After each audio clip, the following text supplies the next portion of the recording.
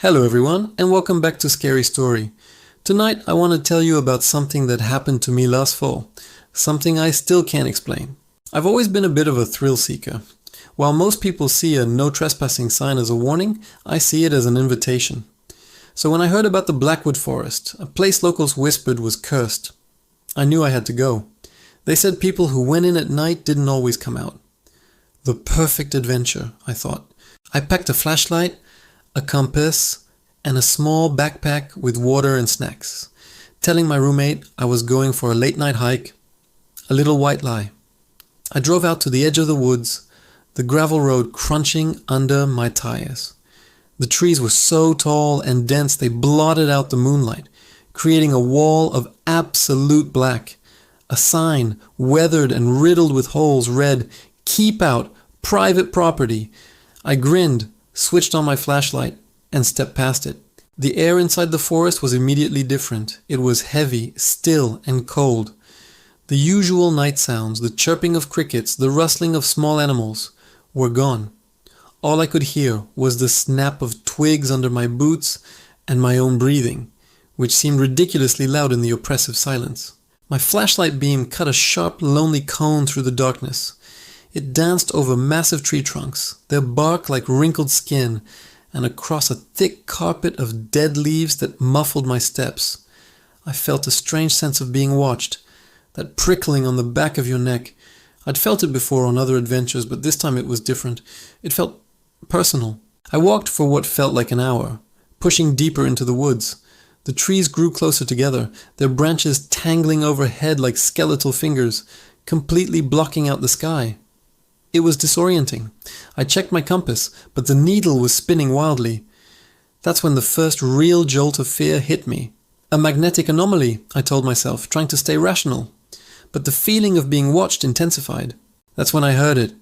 A whisper. It was faint, like the wind rustling leaves, but there was no wind.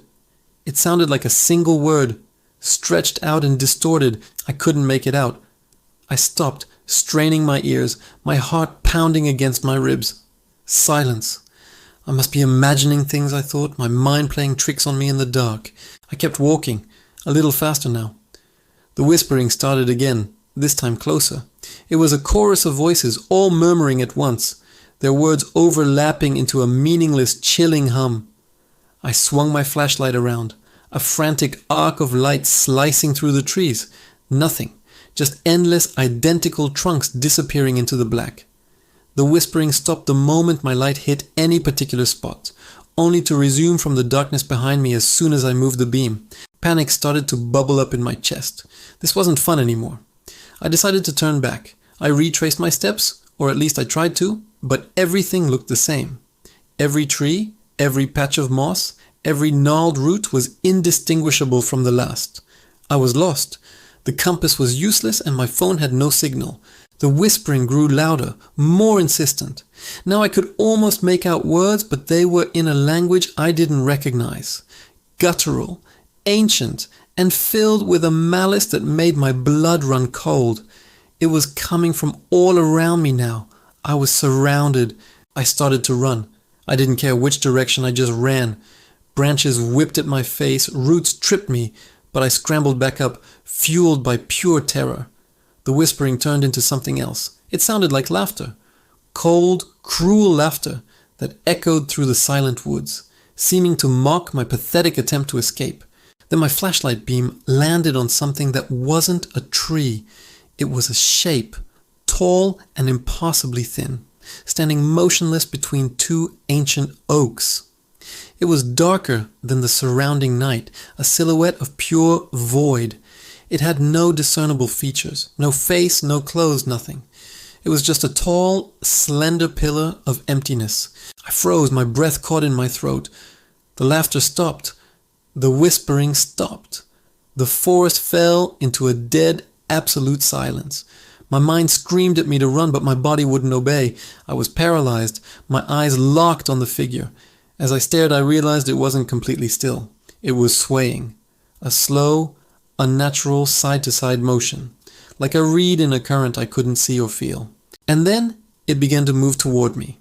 It didn't walk. It glided over the forest floor, silent and smooth. It grew taller as it approached, stretching upwards, its form elongating until it towered over the trees. Long, spindly limbs unfolded from its sides, reaching out for me. That's what broke the paralysis. I screamed, a raw, ragged sound, and I turned and bolted. I ran with no thought for my own safety, crashing through undergrowth, my lungs burning, tears of terror streaming down my face. I could feel it behind me. I didn't hear it, but I felt its presence, a cold spot in the air that followed me, getting closer and closer. I risked a glance over my shoulder. It was right there. Its long, thin arm was reaching, the end of it splitting into what looked like dozens of sharp, writhing tendrils. I screamed again and pushed myself harder, my legs pumping like pistons. Just when I thought it was over, when I felt a cold touch on my back, I burst out of the tree line. I stumbled and fell onto the gravel road, gasping for air, my body shaking uncontrollably. I scrambled back to my feet and looked back at the forest. The wall of trees was as dark and silent as when I arrived. There was no sign of the creature. The whispering was gone. I didn't wait. I fumbled for my keys, jumped into my car, and peeled out of there, not looking back. I drove all the way home with the interior light on and the radio blasting, anything to fill the silence. I never told anyone the full story. Who would believe me? They'd say I was overtired, that my imagination ran away with me. But I know what I saw. I still have nightmares about it. The impossibly tall figure, the empty void where its face should be, and the whispering voices in the dark. The Blackwood Forest is a real place. I'm not going to tell you where it is because I don't want anyone else to go looking for it. Some doors are meant to stay closed. Some places are meant to be left alone. Because sometimes when you stare into the darkness, something stares back, and it follows you home. Thanks for listening. If you enjoyed this story, be sure to like and subscribe to Scary Story for more. Until next time, stay safe, and whatever you do, stay out of the woods at night.